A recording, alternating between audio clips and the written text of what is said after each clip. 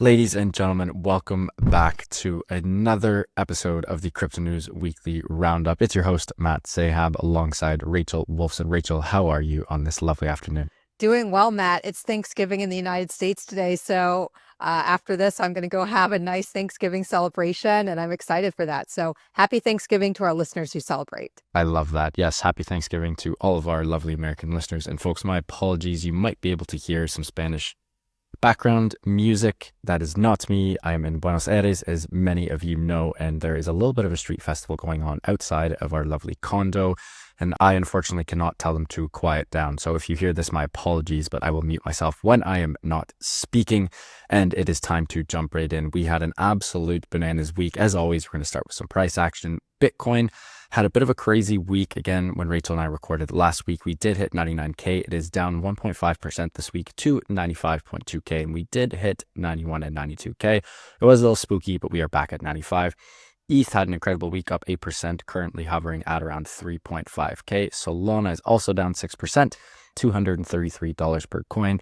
And the two big gainers on the week for the second consecutive week, which is again a massive, massive surprise, XRP, aka Ripple, biggest gainer of the week, sitting at $1.44 per coin, up 30%. And Cardano with another massive week, up 25% to 97 cents, almost hitting that critical dollar mark.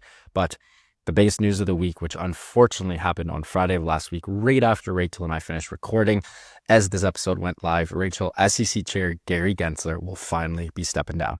Yeah, let's talk about it. So yes, this did happen the end of last week. Really exciting news, probably the most exciting news for the crypto industry in a very long time. SEC Chair Gary Gensler stepping down on January 20th next year. Under Gensler, the SEC initiated over 100 enforcement actions against crypto companies, addressing issues such as unregistered securities, offerings, fraud, and wash trading. So this is some of the best news we've seen, and can't wait to see what happens next. This literally put the biggest smile on my face. I'm not even American, but obviously this has a huge impact on me. Not that I have a lot of crypto or anything. In fact, I have very little. But regardless, Gary is the absolute woat. He's the worst of all time. And it's great to see him go. Probably the only time I'll say that about anyone. But Gary, get the hell out of town. We're pumped to see you leave. Another week, Rachel. And what do we have? Saylor's MicroStrategy buys another 55,000 Bitcoin. Absolute bananas news. It seems like every week we get on to talk about what happened in crypto this week. I think it's 4 weeks in a row now where Saylor has bought billions of dollars worth of coin. On November 18th and November 24th, they bought 55,000 additional coins, and this was the largest acquisition to date, totaling $5.4 billion. With the latest purchase, MicroStrategy and Saylor now holds 386,700 Bitcoin, which is absolute bananas, which totals about 21.9 billion total value. Absolute craziness. Another week, another Saylor buy. We love to see it. And we're going to continue to buzz on the Bitcoin topic. Digital asset investments, aka ETFs, see another record inflows of 3.13 billion. Rachel, how crazy was this? Yeah, this is definitely crazy and very good news. So digital asset investment products have recorded their largest ever weekly inflows of $3.13 billion. The surge brings total inflows since mid-September, when U.S. interest rates were first reduced, to $15.2 billion, and year-to-date inflows to a record-breaking $37 billion. That is insane. Absolute wild. Moving forward to one of Rachel and I's favorite coins, that is Solana. Solana decentralized exchange volume hit $100 billion of total monthly trading volume in November. This is absolute bananas, and passed the all-time record. Solana's monthly DEX volume has grown significantly in November, up 330% from September's 25 billion and 108% from October's 52.5 billion. With this new record, Solana finally surpassed Ethereum, which has only a monthly DEX volume of 55.5 billion. And we'll continue on the Solana news. A bit of unfortunate news this week. The Pump.fun crazy backlash. They opened up a new feature called the live streaming, and some user unfortunately threatened to kill himself if his meme coin did not reach a certain value. We hate seeing this, but again, we had to cover it. We don't like covering negative news, but it was one of the biggest pieces of news this week. Thankfully, the Pump.fun team took this down very quickly, very swiftly, and nothing bad did end up happening. Meme coins are great. They can create generational wealth. Mind you, you are going to lose most of the time, but this mayhem does need to stop. Moving forward on the American side of the news, as you are American, Rachel, some great news as Trump taps pro-crypto hedge fund exec Scott Bessent for Treasury Secretary role. Yeah, let's talk about it, Matt. So U.S. President-elect Donald Trump has nominated Scott Bessent, a prominent hedge fund manager and vocal crypto advocate, to serve as the next Secretary of the Treasury. If confirmed by the Senate, he will bring a pro-crypto stance to one of the most influential economic positions in the country. Scott Bessent said in an interview earlier this year that crypto is about freedom and the crypto economy is here to stay. This is something that we love to see. We think that we're going to see a lot of changes once Trump does come into office next year, and that we will see a lot of pro-crypto people in office. So this is just really exciting news. We love to see it. Rachel, last week we concluded with some crazy Justin Sun news as he spent way too much money on that wacky piece of banana art, and he is in the news again this week. Earlier on this week, he made a $30 million donation to Trump's World Liberty Financial. A lot of people are thinking, why the heck would he make that donation? That is a pretty large sum of money. Now, you know why. He was just appointed a strategic advisor to World Liberty Financial on November 26th, which again followed his $30 million investment earlier on in the week. Everyone loves this, but again, what is this? Does this mean Justin Sun could be moving back to the US, maybe part-time? Is he going to be working with policymakers in the US? Who knows? But it's crazy news and we love to see it.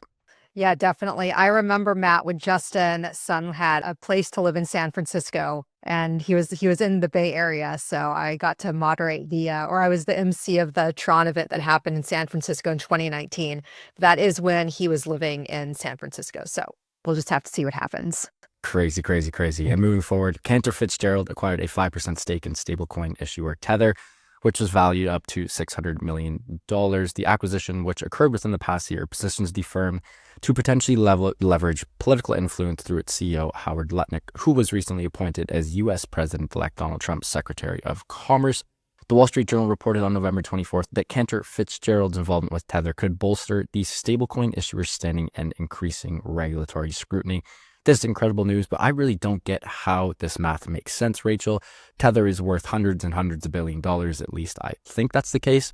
And a 5% stake at 600 mil would only, if my math is correct, would only value the company at $12 billion. So I think they got a huge, huge discount on this acquisition. But either way, good for them.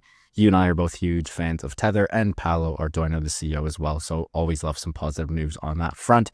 Rachel, you wrote an incredible article this week about Bitcoin mining. I believe you also attended a Bitcoin mining summit or sort of thing in Texas. And we're also going to tie this in with the Russian lawmakers who approved a crypto tax bill where miners will only have to pay 13 to 15% revenue. Yeah, let's talk about it. So let's start with the good news here. So at the North American Blockchain Summit that happened last week in Dallas, I attended. There was a lot of positive news for the mining industry in the United States, particularly in Texas, where the majority of miners are actually based in the country. So basically, there was a panel with Jamie McAvity. He is the founder of West Texas-based miner Cormet. He spoke with Woody Rickerson, who is the COO of the ERCOT, which is the Electric Reliability Council of Texas. They partner with all the miners here in Texas. Basically, this is the first time ERCOT ever attended NAB Summit, which is huge because now they have a positive outlook on mining and want to talk about it. Following the panel, McAvity told me that just a few years ago, Rickerson was skeptical about Bitcoin mining. However, his mindset has shifted. Now, let's talk about the other news here. Russian lawmakers approved crypto tax bill miners to pay 13 to 15% on revenues. So Russian lawmakers approved the government's crypto tax bill, meaning industrial Bitcoin miners will soon have to pay levies on their revenues. So while there's good news for miners here in the US, not so good news for miners in Russia. Are we going to see those miners coming to the United States and into places like Texas? That's my thought here, but we'll just have to wait and see. Wild, wild news on that front. And flipping over to your neighbors of the North, aka me and my lovely country of Canada, Vancouver proposes a motion to hold Bitcoin as a reserve asset. This would mark the first, not just town, but city in Canada that has proposed to do this. And this is massive, massive news, as Vancouver is the second biggest city in Canada, next to where I live, Toronto being the biggest city. Ken Sim, the mayor of Vancouver, who has been the mayor since 2022, has announced plans to diversify the city's financial resources by adding Bitcoin to its balance sheet. He submitted a motion titled Preserving the City's Purchasing Power Through Diversification of Financial Resources, Becoming a Bitcoin-Friendly City. I absolutely love this. This warmed my heart and put a huge smile on my face. Shout out, Ken. We love to see this.